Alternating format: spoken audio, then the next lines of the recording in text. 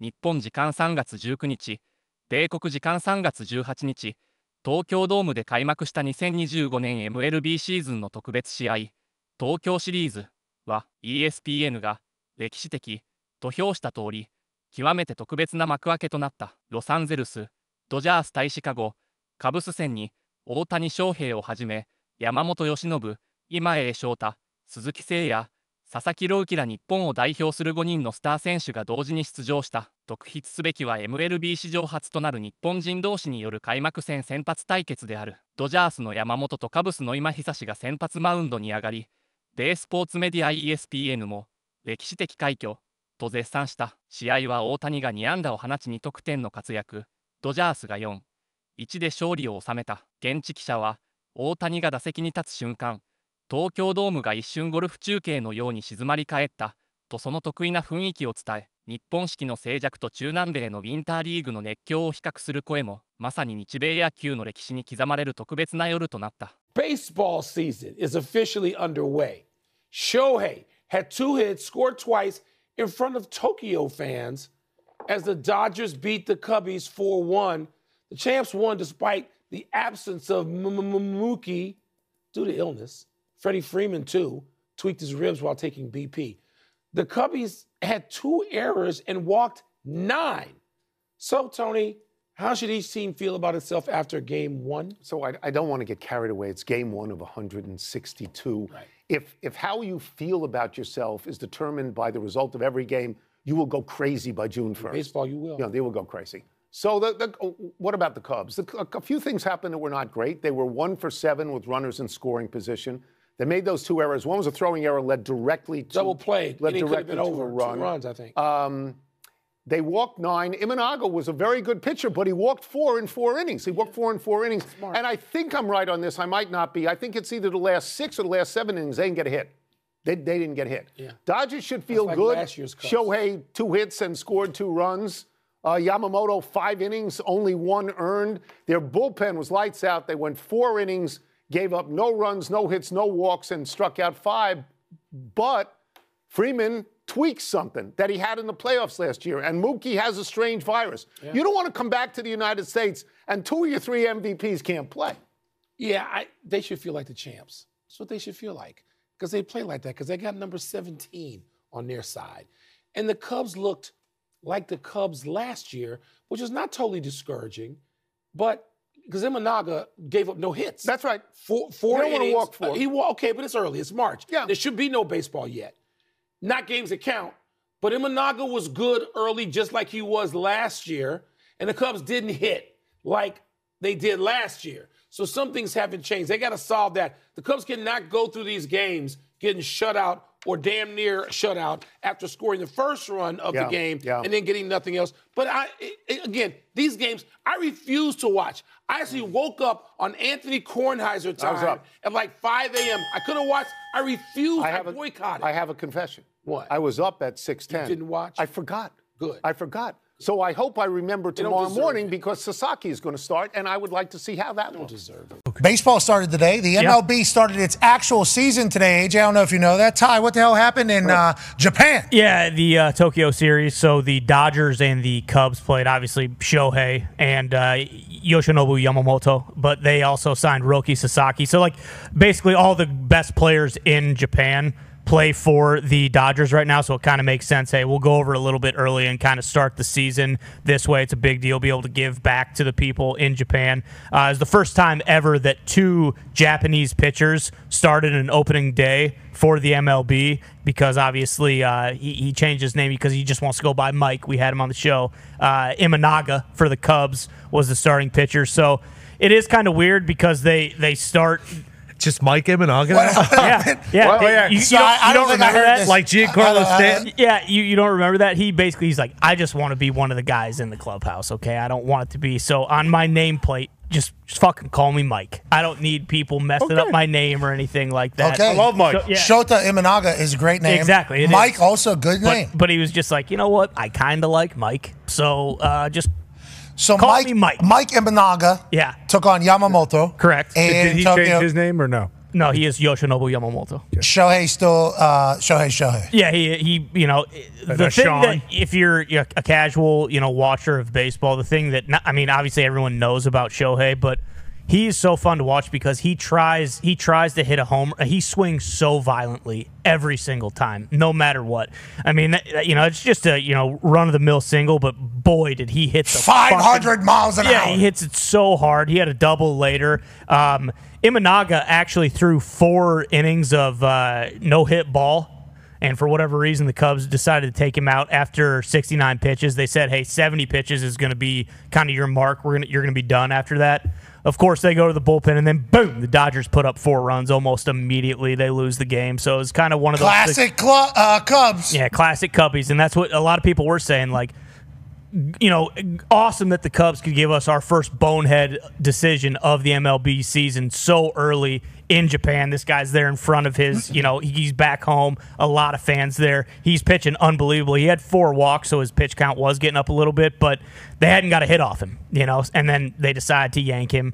And obviously, the Dodgers, right as they yank him, boom, they just fucking attack the bullpen pitcher, the relief pitcher, and put up 4 runs almost instantly, win the game. We got another game tomorrow who Roki Sasaki, the other big, kind of the next, I won't say the next Shohei, but in terms of pitching prospects, he was a guy who every MLB team wanted. He's going to pitch for the Dodgers tomorrow. So Central America big for baseball, right? Yes. South America, Same deal. I assume, Same deal, as yeah. well.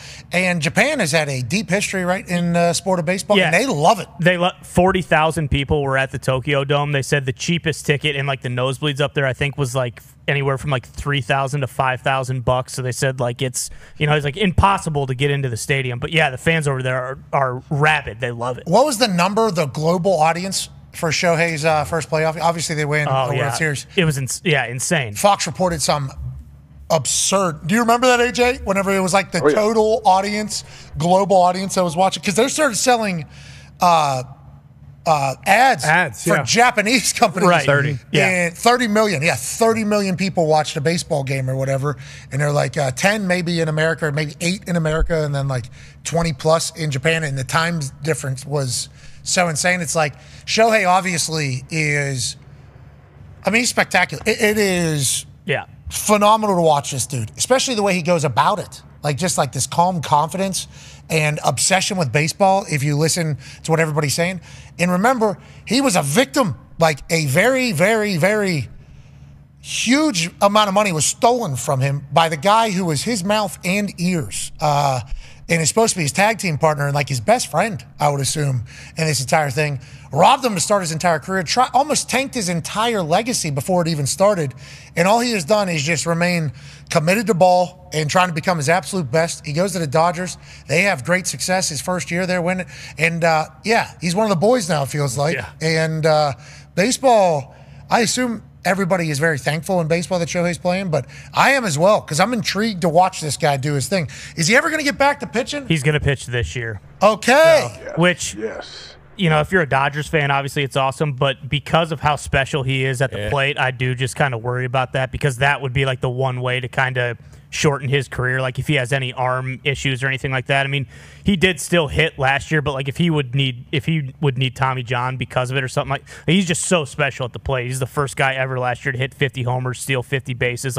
If he wants to, he could hit 60 homers and steal 60 bases. He's a unicorn. So it's one of those things where their pitching staff is already so good. They got Blake Snell, who was arguably one of the top free agent pitchers. They have Tyler Glass now, who former Pirate, he is also a stud. He got hurt last year and didn't play. They are so deep pitching wise that they almost don't need. So could they put him on an alternate rotation? Hey, every 2 rotations you're going to get a game or something? Is that would that happen? They probably could do that, but I think, and he is different, so maybe it would be different. But I feel those guys are such creatures of habit that it'd be weird. And now maybe if it was set hey, you're going to pitch every 10 days as opposed to every 5 days, then it might work out. But for the most part, those guys they just. We've never seen that. Yeah, exactly. This guy's awesome, AJ. He is. I love him.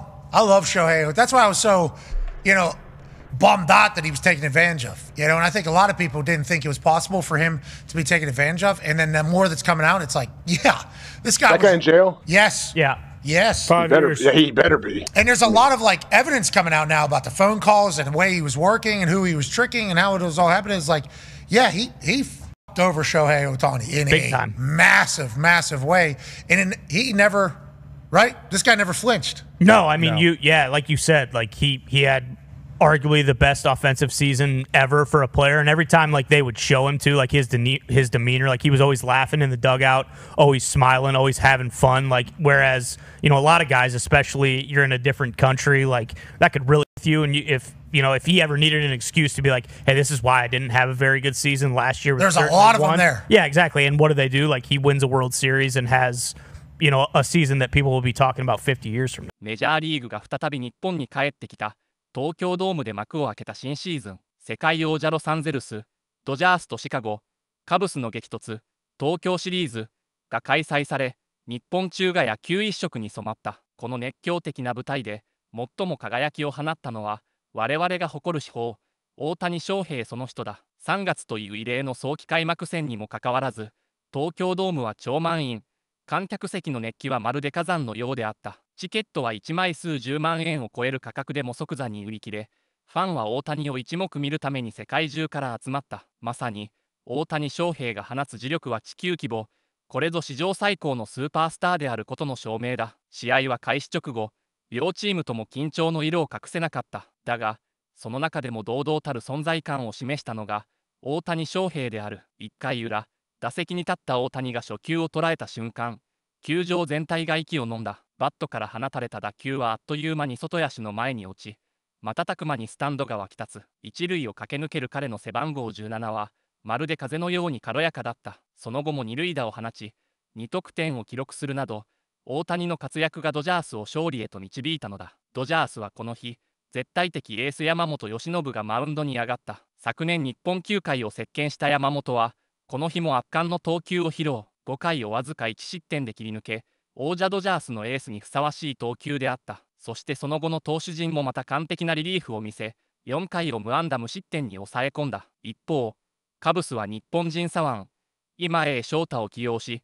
初回から無安打投球を続ける好調ぶりを見せていた。しかし、四球を4つも与え、早々にマウンドを降りることになった。降板後、カブスの中継ぎ投手は大やらドジャース打線に一気に攻め込まれ、瞬く間に4点を献上することになった。まさに大谷翔平の存在そのものが相手チームを動揺させる、そんな伝説が現実となった瞬間だった。カブスにとって痛恨だったのは打線の決定力不足である。得点圏で7打数わずか1安打と昨シーズンと同じ課題を残したままである。さらに守備でも2つの致命的なエラーを犯し、自滅の道をたどった。しかしそれ以上にドジャースには背番号17がいた。この試合の明暗を分けたのは紛れもなく大谷翔平の存在だったのだ。だがこの試合、ドジャースにとって不安要素が全くなかったわけではない。主砲フレディ・フリーマンは試合前の練習中に軽い怪我を負い、さらに攻守のようであるムーキー・ベッツは体調不良により欠場した。それでも勝利をつかみ取れたのは、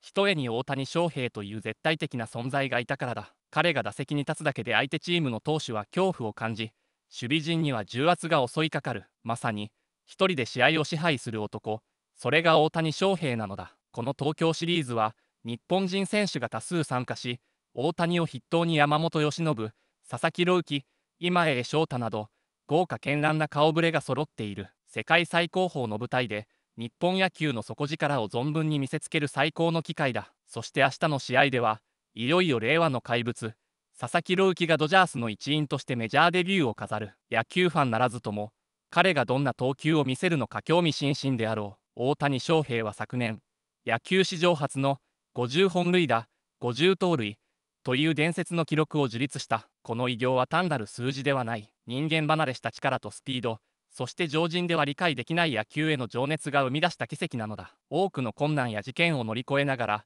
彼は一切の言い訳をせず、ただひたすらに野球に打ち込み結果を残し続けた。その精神力、国旗心はまさに野球の神に選ばれた男の証明である。この開幕戦でも大谷は笑顔を絶やさず楽しげにプレーする姿が印象的だった。その姿勢こそがファンを魅了し、世界中が彼の一挙手一投足を見守る理由である。大谷が日本でプレーする姿を目に焼き付けたファンたちは、生きる伝説を目撃した幸運をかみしめていることだろドジャースは今年、史上最強とも評される投手陣を有している。ブレイク、スネル、タイラー、グラスノーなど実力派が揃い、そこに佐々木朗希も加わった。だが、投手としても復活が期待される大谷の存在感は別格だ。果たして今季、彼は再びマウンドに上がり、打者としてだけでなく投手としても伝説を紡ぐことができるのか。注目が集まる。令和のベーブ・ルース、100年に1人の逸材、世界の至宝、どの表現を使っても物足りないほど、